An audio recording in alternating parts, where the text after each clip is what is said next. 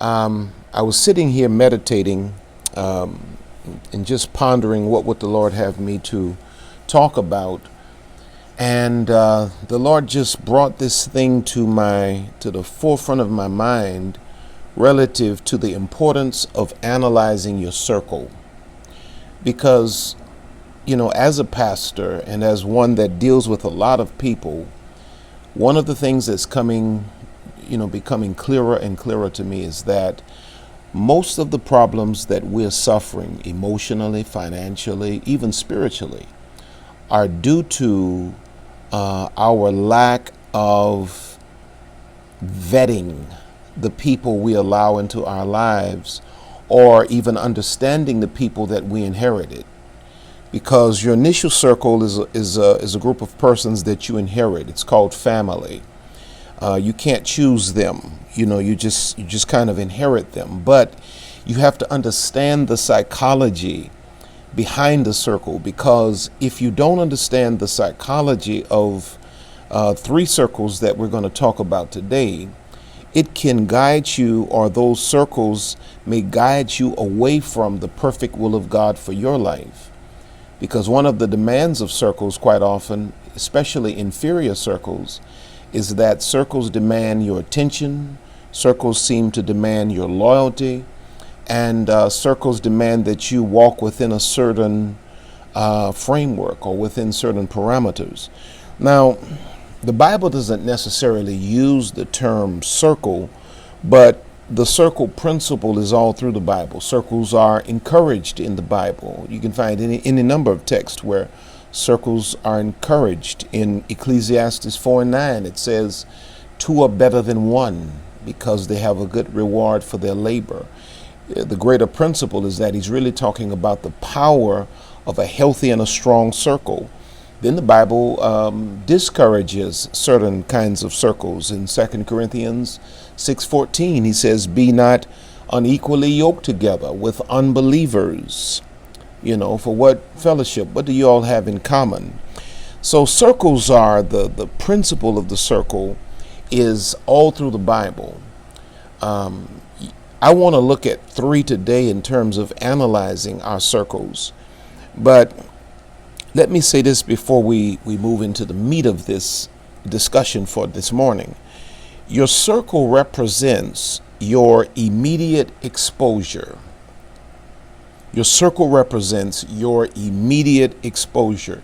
If that circle is inferior, spiritually inferior, financially inferior, whatever, if it is inferior, it will reprogram your psyche and simultaneously diminish your values to match the values and the conduct and the behavior, the code of the circle.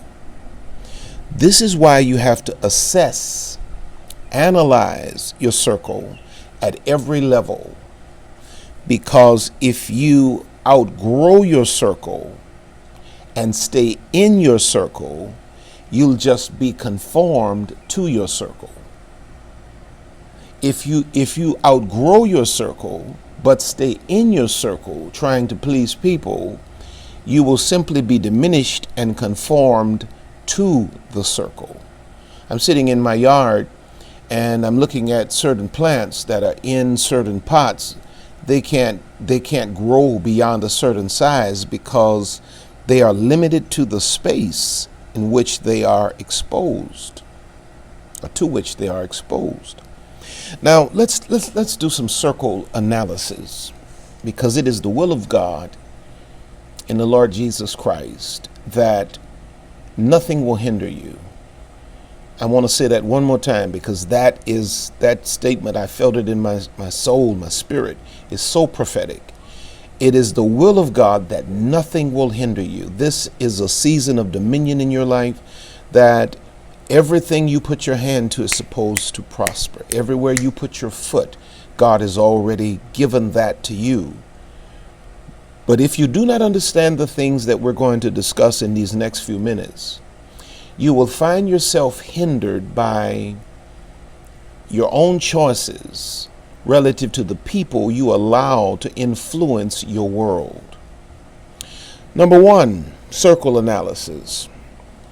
I like to call this one a prison circle. There are only three that we're dealing with today. I like to call this circle a prison circle. This is really the first circle that you and I, all of us pretty much, will have to manage. And often you have to even break free from it, because it's the circle of people who love you. Watch this. They just love you the way you are, and they don't want you to evolve. It's a prison circle. It's a confinement, if you will. It's a box that they love you, but they want you to stay exactly as you are. They do not want you to evolve.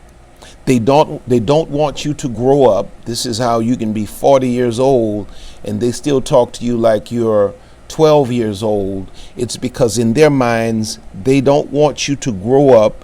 They don't want to recognize, watch this.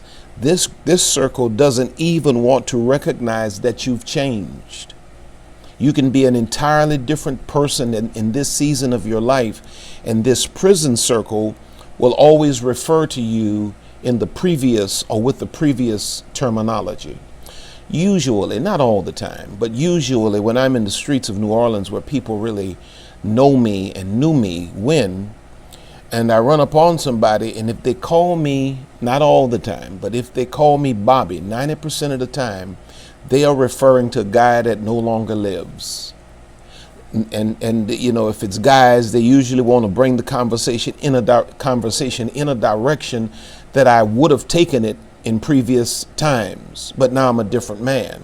And so when they come with Bobby, I automatically know, okay, now he's going to try to reference who I was back when. Because your prison circle, they work overtime to keep you in a familiar box. They don't want you to change. They're not comfortable with your evolution. And many times they're not comfortable with your evolution because they've not evolved, or maybe don't even want to evolve and don't want you to leave them where they are. So they work overtime to keep you in a certain place. Unfortunately, this happens more times than not within families. That our families can become overbearing. Our families can become a prison circle. I have 4 kids, and none of them to this point have professed any call to ministry to preach. And I'm not pressuring them because I don't want their family to be a place that limits them and prohibits them from stretching their wings and going into whatever God specifically has for them. If it's the will of God for them or any of them to preach, God will do that. It won't be because their family circle pressured them into a certain vein or down a certain line or a certain influence. Okay, now watch this. The prison circle is mostly made up of people who love you. They just don't, again, want you to change. Watch this statement. They view your changing as a betrayal. Have you ever had people in your life that actually got offended that you changed? I mean, really got angry that you changed. And watch this. Got angry and offended that you changed for the better. They don't want you to change. If you look in Matthew 13, verses 54 and 58, it says, and when he was come into his own country, talking about Jesus, he taught them in their synagogue, his hometown, insomuch that they were astonished and said, where has this man gotten this wisdom and these mighty works? Is not this the carpenter's son? Is not his mother called Mary, and his brethren James and Joseph and Simon and Judas, and his sisters, are they not all with us? Whence then hath this man all these things? And they were, watch this, offended in him. But Jesus said unto them, a prophet is not without honor, but in his own country and in his own house. And he did not many mighty works there because of their unbelief. They were offended with their homeboy because he changed or evolved into something that was different than they.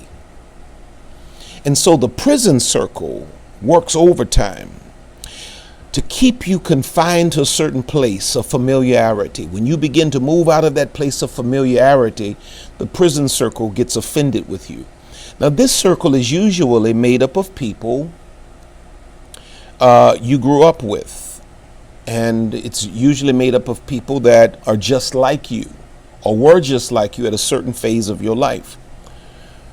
The problem is when you change, they resist the change, and the prison circle encourages you to stay where you've always been. When you're trying to come out of sin and you're trying to live a life that is pleasing to God, the prison circle will encourage you to hold on to those habits and not change those hangouts and maintain those same old relationships, because the prison circle does not want you to change. Now, when it comes down to analyzing and looking at your circles, and you discover that you may be in the grips of a prison circle, you have to remember this. It's a choice between history or destiny. It's a choice between history or destiny. When God changed my life, it was a choice between history or destiny. I would either hold on to the old way of living and the old friends and the old, acquaintances or connections or whatever, and lose or miss my destiny, or I would have to let them go and take hold of what God had for me with all of my might. Of course, I let go and I took hold of what God had for me. In life, it's not, watch this, as much about DNA. You know that thing where we say blood is thicker than water? In life, it's not as much about DNA as it is about agreement. Does a relationship agree with your future? Does a person agree with your destiny? Two people can come from the same gene pool and have nothing in common. To live your best life, your circle cannot imprison your purpose. Listen to what Jesus says, and we'll move on to number 2. In Matthew 12:46-50, says, while he yet talked to the people, behold, his mother and his brethren stood without, desiring to speak with them. Then one said unto him, behold, thy mother and thy brethren, those with your DNA, stand without, desiring to speak with thee. But he answered and said unto him that told him, who is my mother? And who are my brethren? And he stretched forth his hand toward his disciples and said, behold, my mother and my brethren. For whosoever shall do the will of my Father which is in heaven, the same is my brother and sister and mother. Whoever agrees with my purpose. There are many of you who are missing out on great circles because you're so committed to some DNA connection, which demands respect, of course, and demands some certain levels of connection as much as would be allowed, I suppose. But you're not supposed to lose yourself and your future and your destiny trying to hold on to people who share nothing of your future, nothing in your future. It's a prison circle. Number 2, I only have 3. There's what I call a term, a constricting circle. Now, the constricting circle functions like a trash compactor. They're a lot different than the prison circle, because a lot of the prison circles, motivation is out of, some love that's out of balance. But the constricting circle, they don't just limit you. This circle crushes you intentionally. This circle is created with people who don't really measure up and are smiling in your face, but secretly drilling holes in the back of your boat. This group is inferior and only serves to talk you down off of your vision and off of your plans. They'll befriend you so they can dismantle your greatness. This circle downsizes you in areas where you need to increase, areas like God, goals, and even money. this circle here is downsizing you in areas where it's demanded of you, your future demands that you expand in these areas. Proverbs 13:20 says, he that walketh with wise men shall be wise, but a companion of fools shall be destroyed, constricted. You have to begin to analyze every person that you've given access to, or given, made your life open to, because many times you're looking around you're looking out your windows trying to find out who are your enemies, where are your enemies coming from, and they're inside the house with you because you let them in. Now, your adult life is a reflection of the quality or lack thereof of your circle. The risk you failed to take. Think about it. The moves you did not make. These things were greatly influenced by people in your ear who have no positioning in your future. Now, I don't know who said this, but this is a powerful statement, and I kind of alluded to it just a second ago. This is something to remember. If your friends are not talking to you about God, goals, and money, you need new friends. If your friends are not talking to you about increasing in the area of God, your goals, and your money, you need new friends. Your circle can make you smaller than God intended through inferior counsel. Some of you are in dire straits right now because of the people that you're listening to. 1 Kings 12 through 19. So Jeroboam and all the people came to Rehoboam the third day, as the king had appointed, saying, come to me again the third day. And the king answered the people roughly and forsook the old men's counsel. I'll give you the backstory in a second. That they gave him, and spake to them after the counsel of the young men, saying, my father made your yoke heavy, and I will add to your yoke. My father also chastised you with whips, but I will chastise you with scorpions. Long story short, he had the counsel of old men that walked with his father Solomon, and they said, be kind to the people, they'll love you forever. He went and consulted with young men who didn't know as much as he knew, and they told him, tell the people you're going to be hard on them. He listened to that counsel, that inferior counsel, and it diminished him. The people ran him off of the throne. Sometimes your life is in a tough spot because of the inferior counsel you're getting from people in your circle that are serving no purpose but to sabotage everything that God has planned for your life. Your circle may also constrict you through intentional sabotage, not only bad counsel, but intentional sabotage. Judas is always closest. And some of you have people that are right up under you, and I'm guilty of this. I've been guilty of this, not anymore. I used to let people get right up under me, man, have total access to my life. And these people were doing everything in the world to sabotage my life, but I wasn't cognizant. I wasn't discerning enough to be able to look around and see that my problem was right here in my bosom. Listen to what the psalmist says in Psalm 41, 9 through 11. Yea, mine own familiar friend, in whom I trusted, which did eat of my bread, hath lifted up his heel against me. But thou, O Lord, be merciful unto me, and raise me up, that I may requite them. By this I know that thou favorest me, because mine enemy doth not triumph over me. Now that's good. That's a wonderful thing that God can, deliver you from the hands of enemies. But at some point, you need to be wiser, and you need to be able to discern your circle, and you need to be able to know when relationships have expired. Everybody's not designed to go the whole distance with you. All relationships are not designed to go a lifetime. Very few are. And when you hold on to relationships beyond the expiration date, your circle begins to constrict you. Now watch this. Thirdly and finally, there's what I call the network circle.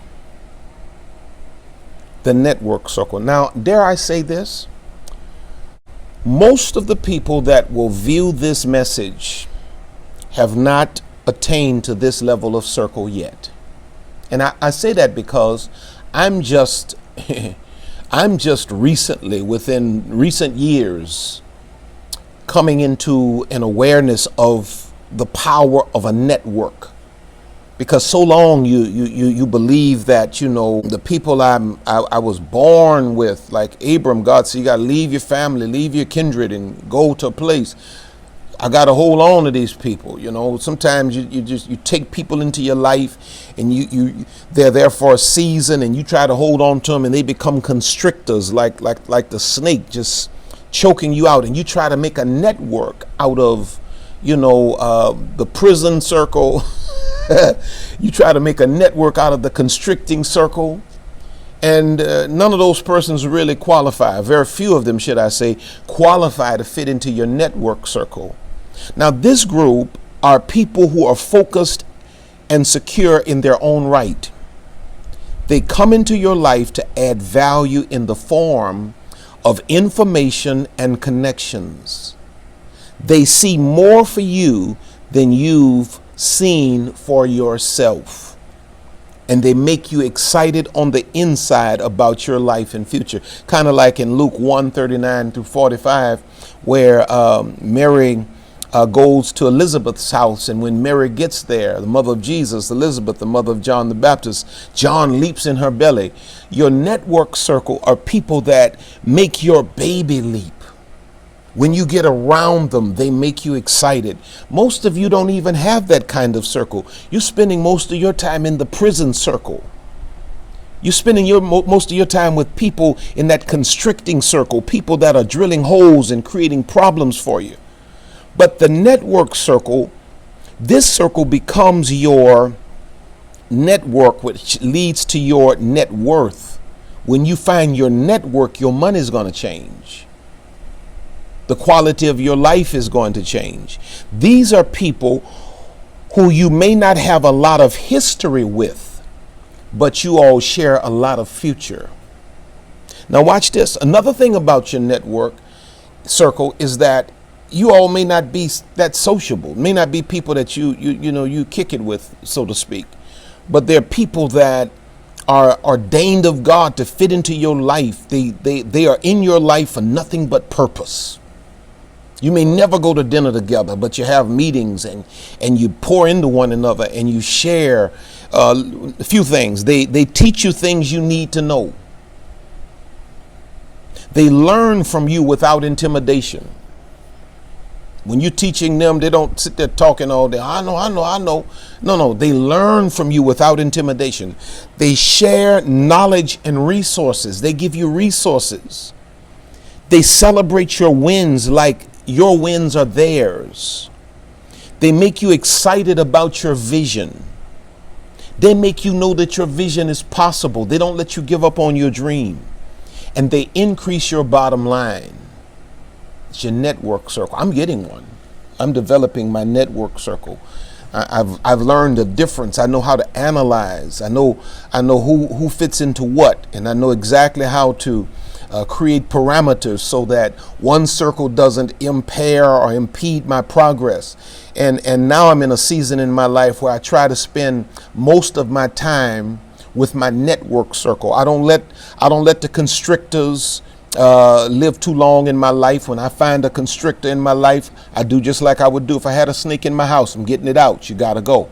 I'm not gonna let the prison circle limit me. Now y'all can stay behind these bars, but I'm getting out. I'll come back and visit you though, because I do love y'all, but I'm not staying in this prison with you. Y'all stay here. I'll come back and visit you. You may be mad when I get back, but you'll be all right.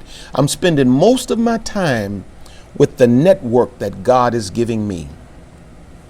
And in Luke chapter 5, and I'm done.